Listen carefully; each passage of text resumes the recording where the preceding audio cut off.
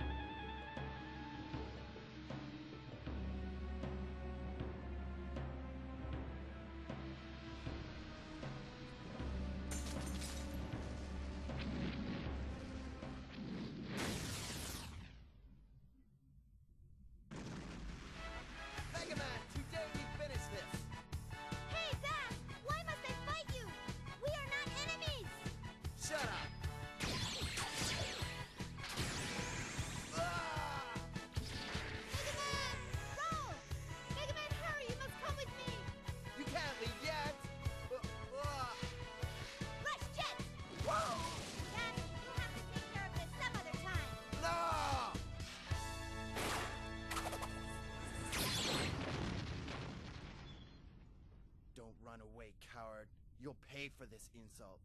I'll be back. Dr. Light, what is the problem? A strange meteor has fallen to Earth just a while ago. This meteor seems to be emitting a powerful energy signature.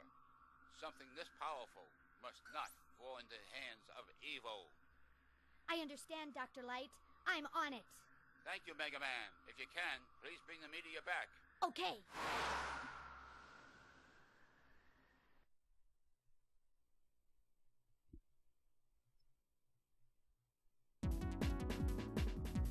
Ready.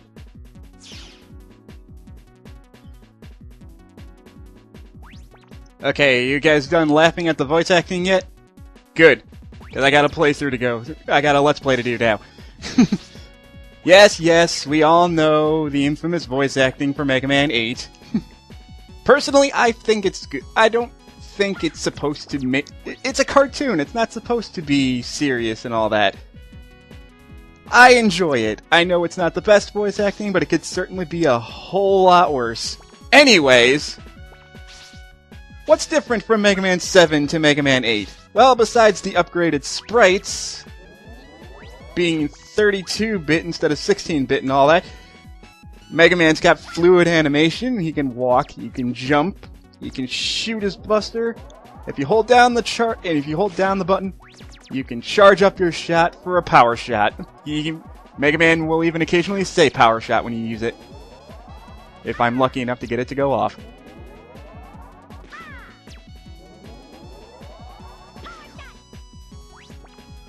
There we go. And if you press start, here's our weapon menu. Lives up in the top corner there. Bolts. Yes, bolts are back from Mega Man 7. Unfortunately, you cannot grind for bolts as easily as you did in Mega Man 7. There are only 40 bolts in the entire game that you can collect, meaning you can't buy everything in the shop all at once in this game. You can only buy a certain number of special power-ups. Personally, I don't think you need that many power-ups in this game. This game's pretty easy, especially compared to Mega Man 7. Anyway, we got robots, your typical Mega Man stuff. You run to the right, and you blow things up. We got ourselves our little intro stage. We'll learn more about those weird robots that crashed into Earth a little bit later.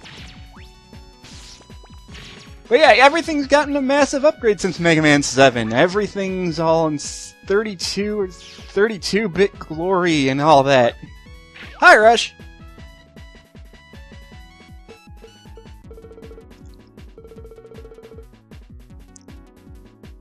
I can hear you just fine, Dr. Light. And no, I'm not going to emulate his bad voice. I could, but that's been done to death. I'm not going to do that for my playthrough. Sorry. You can imagine him talking like Elmer Fudd if you want.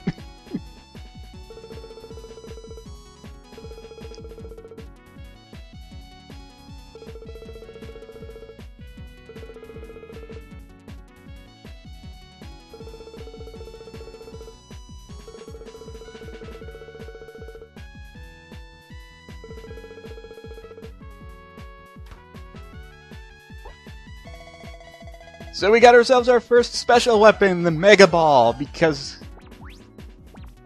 I guess Capcom doesn't want us to forget that Mega Man Soccer was a thing. You can shoot a ball, then when you press the special weapon attack again, you will kick it.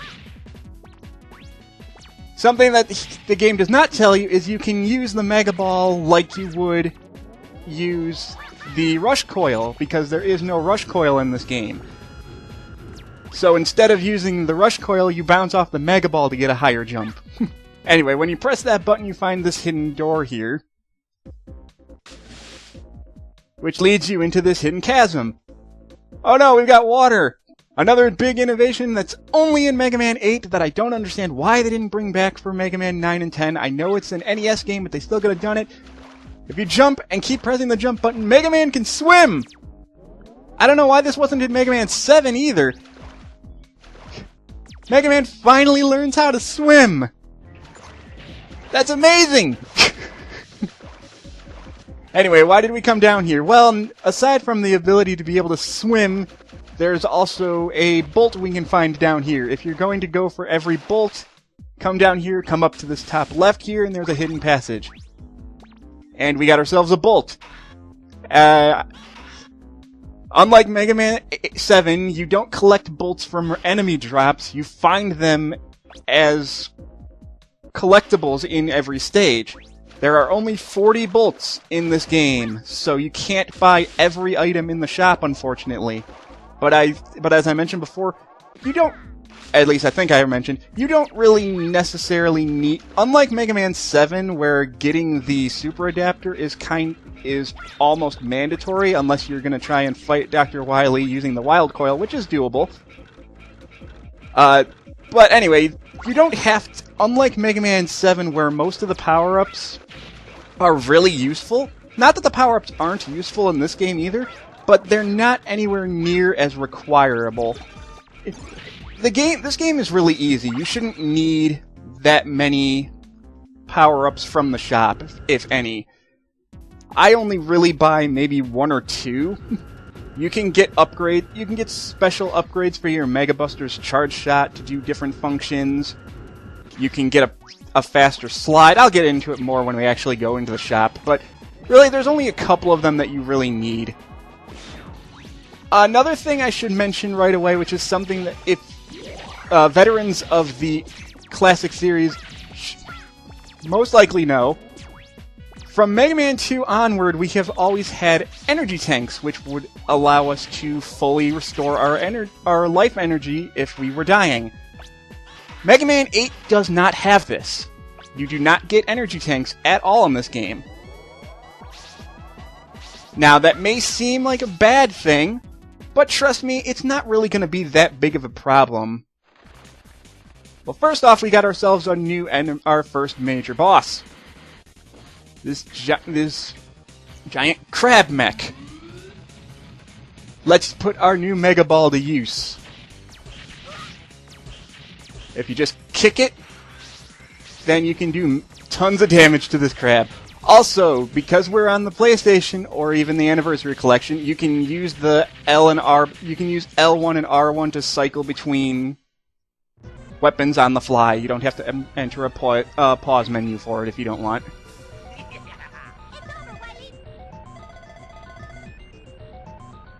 But hey, oh, welcome back, Wily. Long time no see.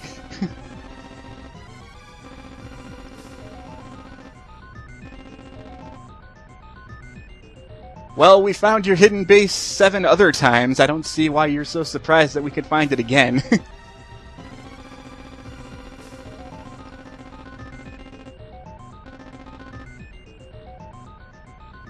Also, the base is on an island shaped like a skull. Maybe if you stopped having skulls as your mantra, we wouldn't have to worry about finding you here.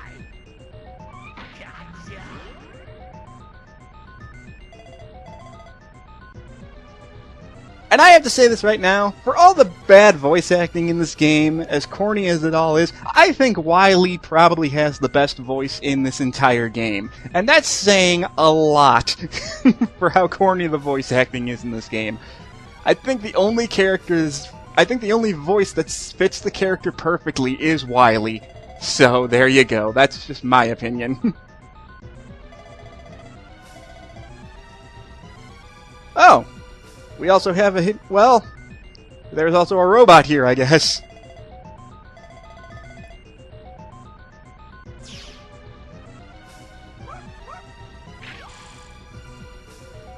Hello, Rush.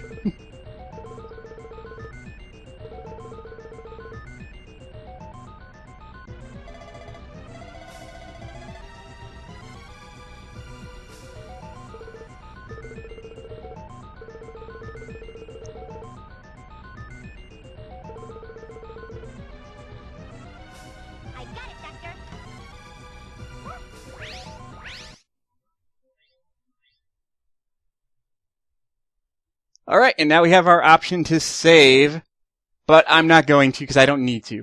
I'm good.